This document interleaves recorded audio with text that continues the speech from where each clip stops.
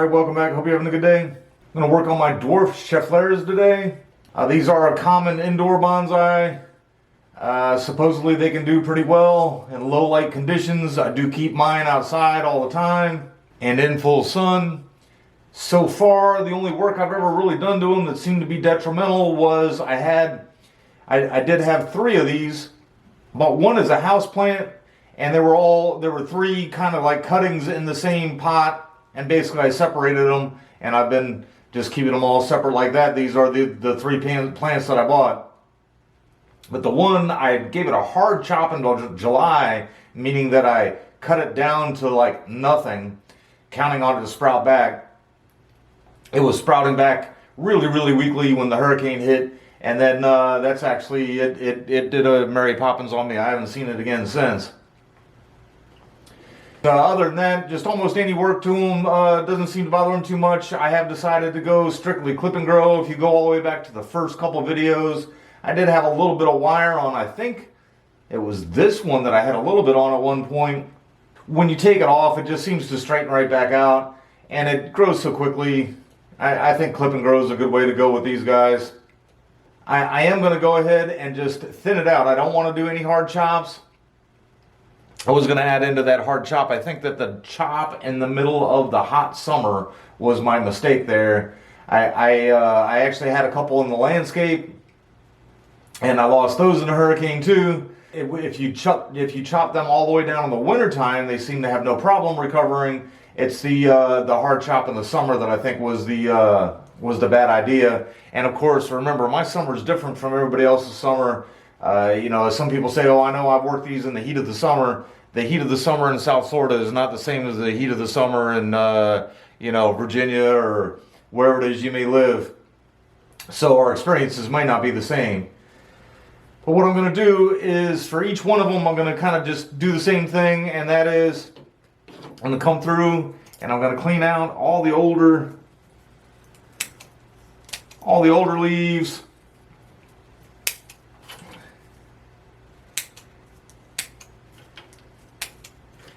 And then also, like this branch here is getting quite a bit longer than the rest of them, so just kind of cut that one down to size.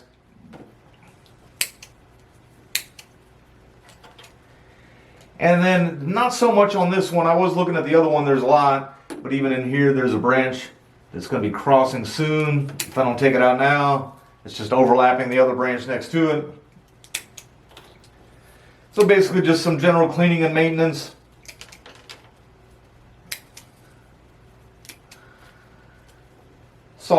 Somebody asked a question on one of the internet forums the other day. They said,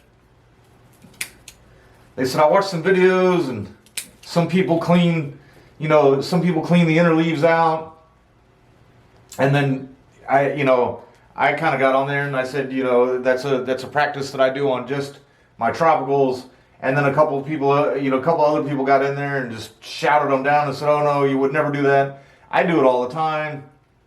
I think it's a common thing to do on most tropical plants. You want to wait until, some people, I think they do it just because they don't have anything else to do, so they're just like, I want to take some leaves off.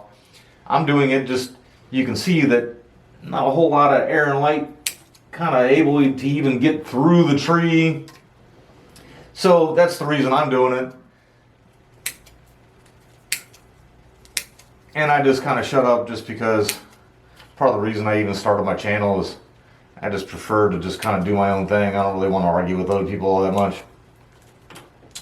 When I do defoliated Schefflera, I leave quite a bit of the, I think they call it the petiole, but I leave some of the stem of the leaf. I just cut the end of the leaf off. In like another 2-3 weeks, all of these little stems that I'm leaving will turn yellow and black and they'll fall off on their own in a brainstorm or something. I am going to stop talking here and get to work. One last thing I'm going to mention. You can see all these aerial roots. If we had a normal rainy season, I do think some of these would reach the ground again. I've had some of them get fairly close on this one, but we haven't had much rain here in Southwest Florida here the last couple of years, and unless it's that frickin' hurricane. But in June, which I think our unofficial rainy season start is June 1st. We had like a couple weeks where it rained almost every day for a little while, and I thought, oh, maybe we'll get it back. Now it's been like 2 weeks, and I think it's rained like one time in the last 2 weeks. Little chance today.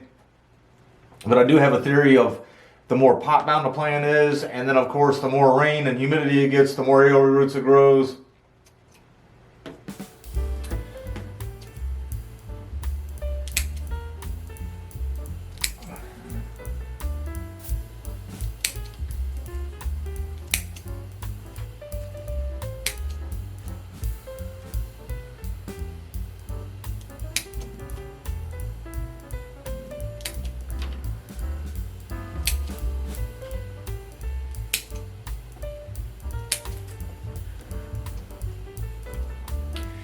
And I want to finish that thought up, and of course, the more rain you have, and then the more foliage on the tree, the more aerial roots as well. And no matter how many times I'll say that we haven't had much of a rainy season, eventually we will get one. Kind of another reason I wanted to do the work now. As it starts recovering and getting more foliage on there, I'd like for it to get some aerial roots and just kind of leave it alone for the rest of the rainy season.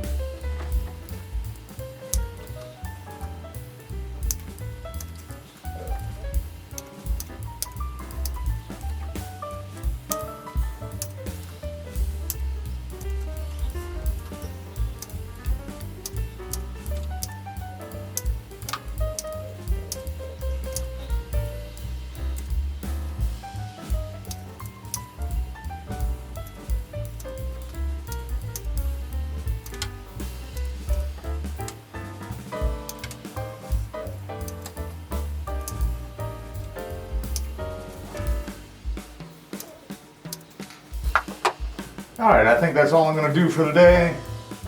I already see through it quite a bit more than you could when I got started. Part of me sees these green stems here and just kind of dies to put some wire on there, but when I did experiment with that before, and I think that's actually where this branch really did come from, is instead of really kind of growing with the movement there, all it does is start putting out a bunch of straight shoots anyhow. And let's see, I'm not sure how much you guys are going to be able to see this, but you know, it is kind of funny how the new growth is more lime green and the older growth gets the dark green. And right here is the one branch I actually cut back, and you can see that this one has the dark green on top because I cut the new growth off. All right, and here is that tree's brother. A little more to it. If I went back and checked all my old videos, I'd probably find that this one's probably been in this pot for a little bit longer than the other one was. The other one, I didn't really take a look at the canopy first. See the canopy there with the light green leaves.